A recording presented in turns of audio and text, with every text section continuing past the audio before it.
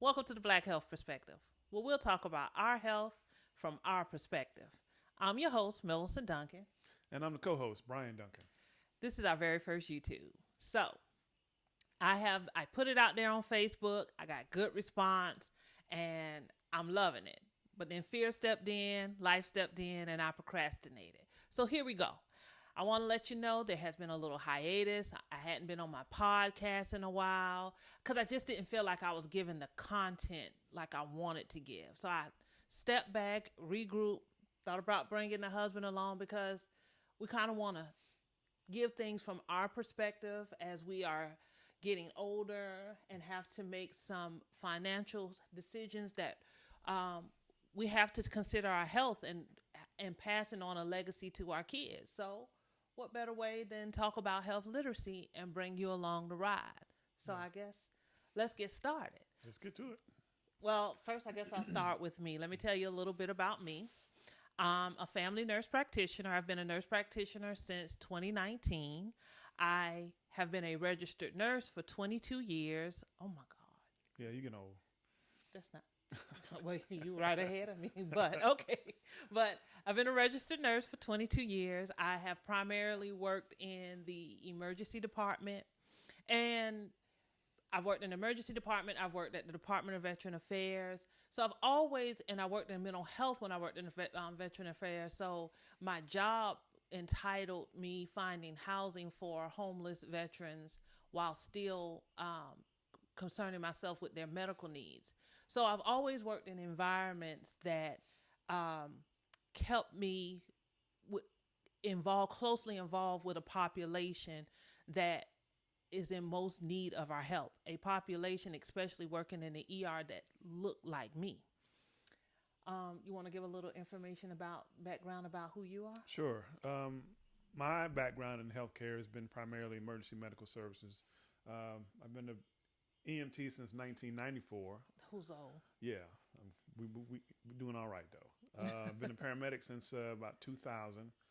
So worked in here in Savannah for several different services, and primarily now I work for Department of Defense at Fort Stewart in Hunter Army Airfield. So my background is pre-hospital. So I see the same thing that she sees, that my wife sees, just from a slightly different perspective. You know, she sees them once they come in the hospital, but my perspective is kind of really right when it hits hard initially. You know, but along those lines, again, we kind of see the same things. So we can both speak on the same things from just slightly different perspectives. Yeah, and we wanted to bring our knowledge to you. So I guess throughout the years, like I said, working in the emergency department, especially in the emergency department, you encounter a lot of people, and a health emergency doesn't have I guess you'll say a financial backing attached to it, because rich, poor, young, and old, when that health crisis hit, you're all vulnerable to that emergency room, and things that you feel that you have the most knowledge on, you realize you don't. That's right. That's right. And you are lenient upon you lean upon your healthcare professionals to provide that empathy and that knowledge to guide you. Mm-hmm. But to be honest with you, we are spared a small window of time to provide you that information for you to hold on to. Right. And the individuals who I see affected the most by this small gap of time is people who look like me. That's my dog in the background. Like I said, we're gonna work through some flaws with this, but let's talk about how. Let me tell you how the Black Health Perspective began. So pre-pandemic, I was eager to finish nurse practitioner school. I had these goals. I wanted to finish nurse practitioner school. I wanted to get back into the church and go join my health ministry. Not giving credit to the nursing history that I had. But I wanted to get back into my health. I wanted to get into my health ministry at my church. And then, my ideals started flowing from there. I wanted to have cooking classes at church, spread health ministry to the different churches. Like, I love my mom, and I know when she see this, she's probably going to be like, that's not funny. But, like with her having the health ministry, and they would raise money, they would cook dinners to raise money. And just looking at the dinners that they were cooking, I was like, this goes against all the principles of a health. But that's on another note. And I just wanted to take that. I was just thinking small, just starting with my church. And then the pandemic hit. And I'm at home. And I'm like, well, Brian, I can't do what I wanted to do with my church and the health ministry anymore. And I just thought that I was going to sidebar it until after the pandemic was over. But then, talking to friends and individuals, they was like, well, what, you ever thought about a podcast? And me being who I am, when an ideal comes to me, I want everything perfect. And that's why this has been such a long process for me, because I just wanted it to be perfect. I wanted timing to be perfect. And as we know, time is never perfect.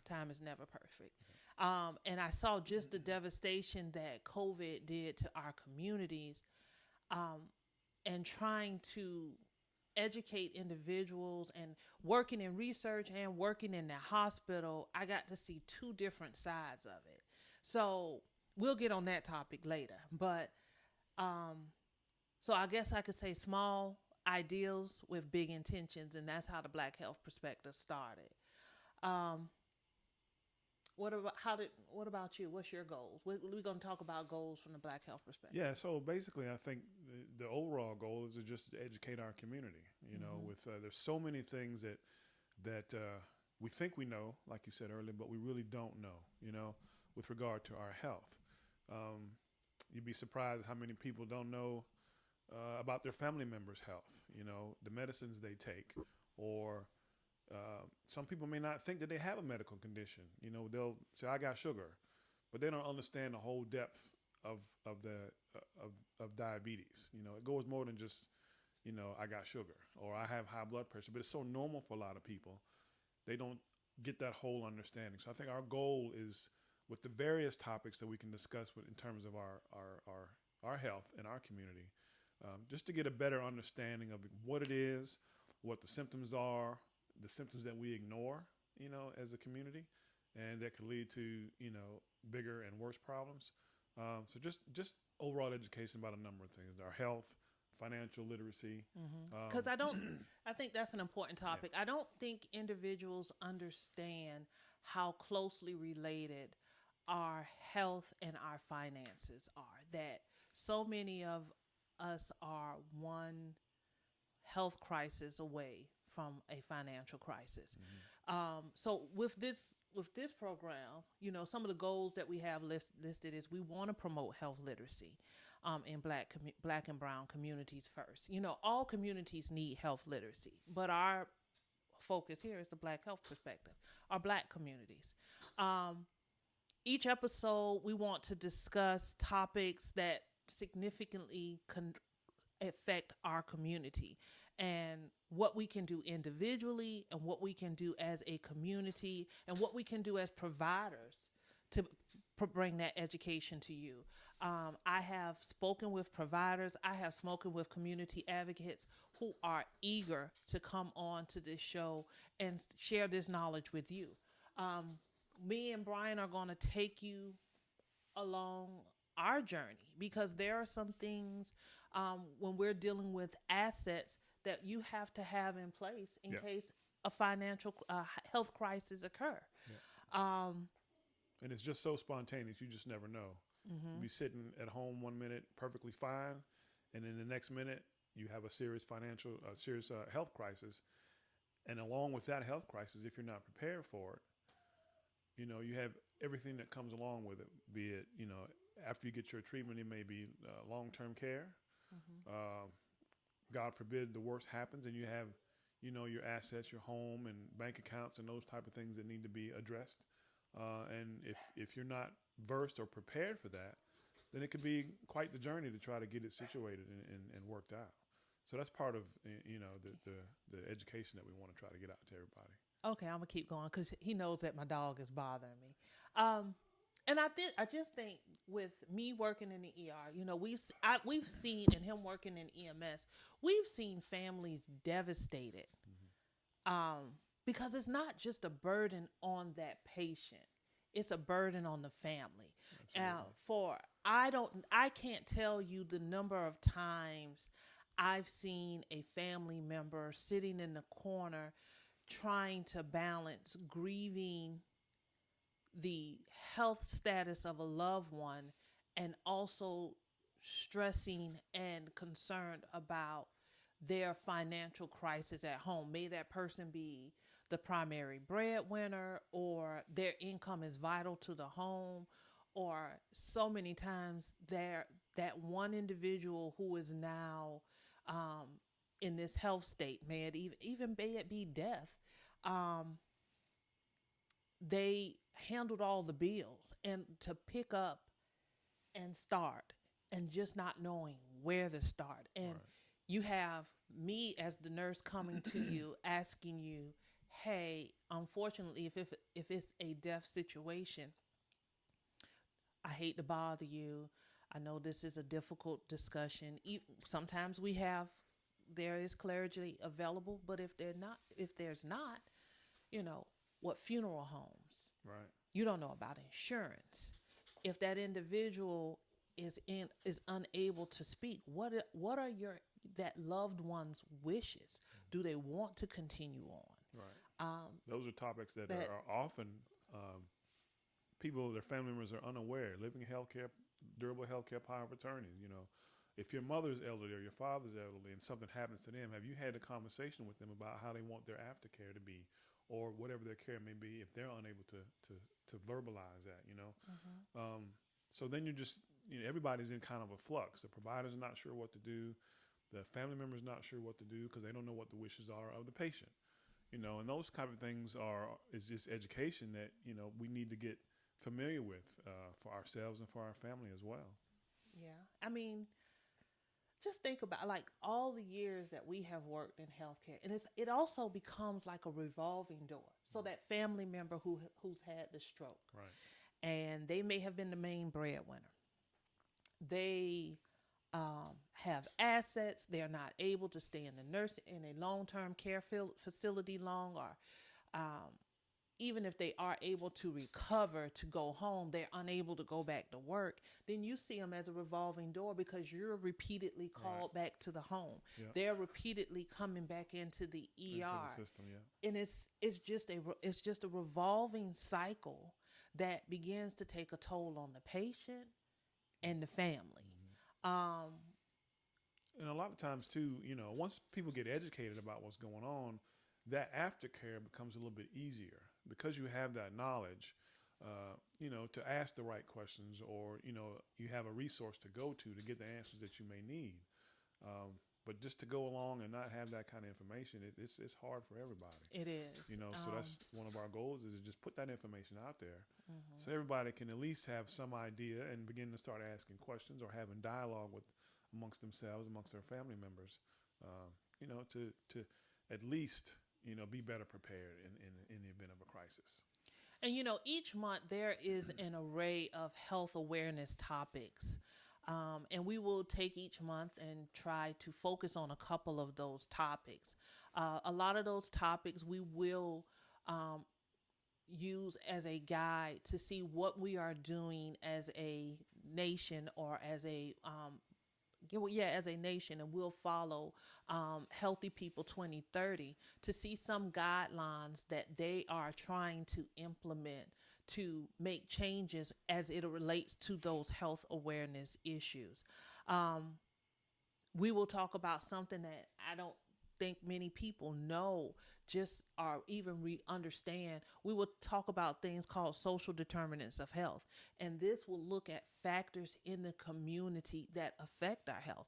May it be economic stability, education, access to education, healthcare access, neighborhood and the environment that we live in, or also just some your social and community environment that we have available to us.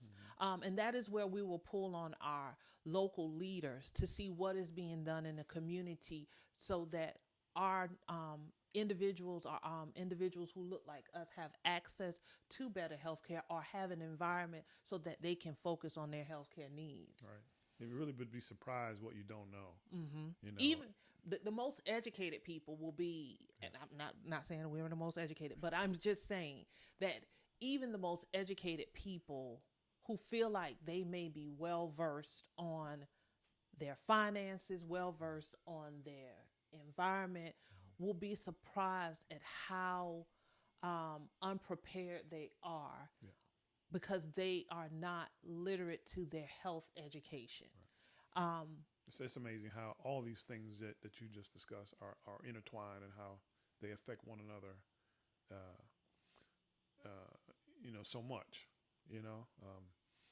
it's just one of those things that you really need to get as much information as you can, to try to educate yourself as much as you can, to be prepared. Yeah.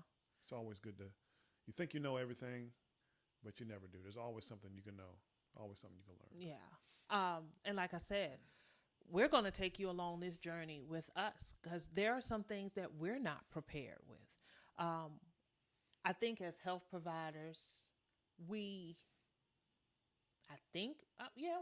had the discussion of what our wishes are. We have some things in place for security for our kids, but is it solid? Is it right? It's always probably one of those things that you can always work on constantly. Yes. You don't have to dedicate a large part of your day every single day, but a good review, every so often to just kind of make sure things are set on the right path.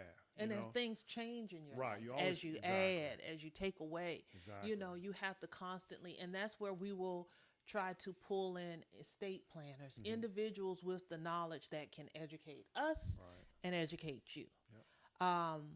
And I think those are some important things. This month, our goal is to speak to someone because there is High Blood Pressure Month. I am one who, we both are. Yep. And we probably, we should shed a few pounds. But I do think that, I do think as for me, I have issues because I'm like, I eat the healthiest out the family, and here I am having the most trouble with my blood pressure. But understanding that blood pressure is a silent killer. It is. She and I have both seen the consequences of unmanaged blood pressure, and it's not only being a person of color, it's age, it's lifestyle, it's diet, it's knowing that you have a condition and not taking care of yourself with it, not taking medicine. And then it's from young people all the way up to elderly people.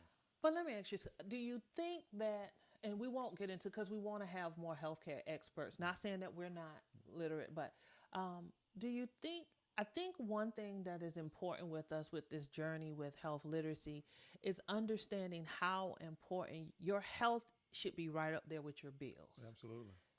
I think that we put it on the back burner because as long as we can, as long as we're going every day. We chug wake along. You tend to ignore things that you probably shouldn't. Right. And it'll catch up to you eventually. But like you said, it's a priority. It should be a priority in your life. Right. But it's just a matter of having that little bit of education and knowing, family history, history of, just your culture. Yeah. And the history things that you need to pass down to your kids. Because I think, especially 2030, Healthy People 2030 does express an outlook on obesity in our children. We know that things aren't the way they used to be. Oh, yeah. With like when we were young. Mhm. Mom put you out in the morning. Don't Yeah, come don't- back, but be back before the street lights come Yeah. on. That's telling my age. You know, technology is fantastic, but it's also it's a bit of a health hindrance because it's Yeah. keeping people inside. You know, technology makes us sedentary. You know, we don't have to get up to change the TV channel anymore. You know, Well, we did change the channel for oh, our yeah, parents I back did, then. yeah, and got mad every time. I'm in a good TV show. Hey, come change this channel for me. I'm like, But you 3 steps from the TV. You know, but anyway, but technology has kind of made us as a society.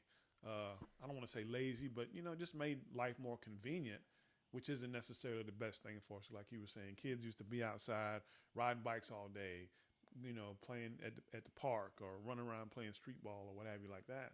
And now it's video games and social media. So, you know, it's just different times. You know, so we have to be more cognizant about our health because we're just simply not as active as we used to be. You know, it's just that's kind of basically what it is. So, paying attention to that is extremely important. Yeah. So as we, sometimes we'll jump off topic with little sidebars like that. But one thing I want to focus on first, we need to talk about what is health literacy. So Healthy People 2030, they define health literacy, and I'm trying to read from the computer, and I'm a little blind.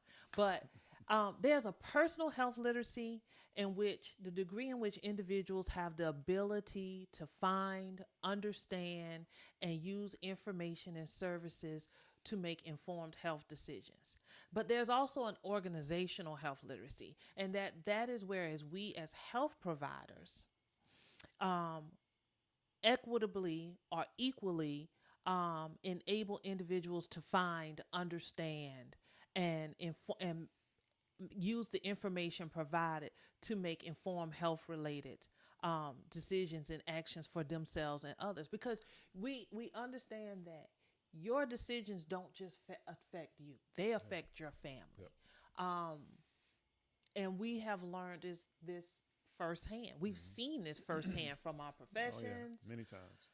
To within our family ourselves. So,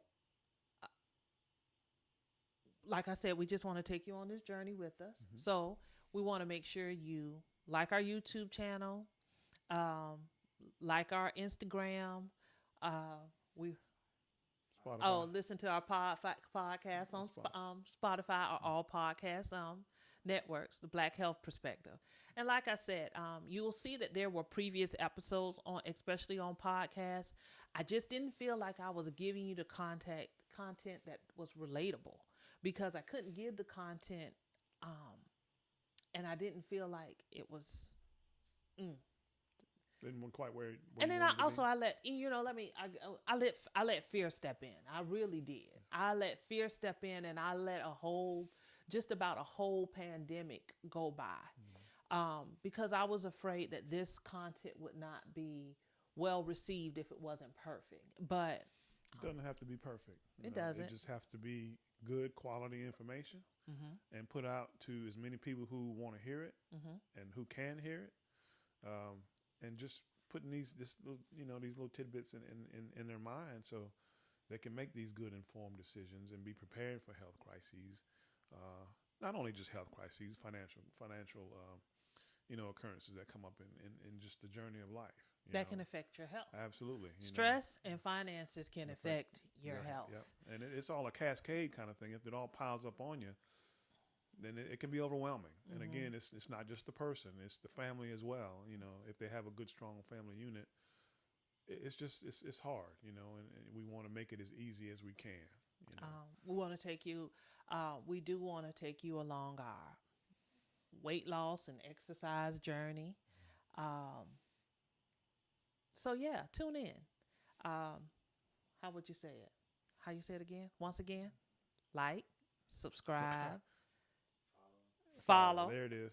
That's our production assistant back there. Thank you. Yeah. So tune in next week as we discuss your health. All right. And thank you. Thank you for tuning in.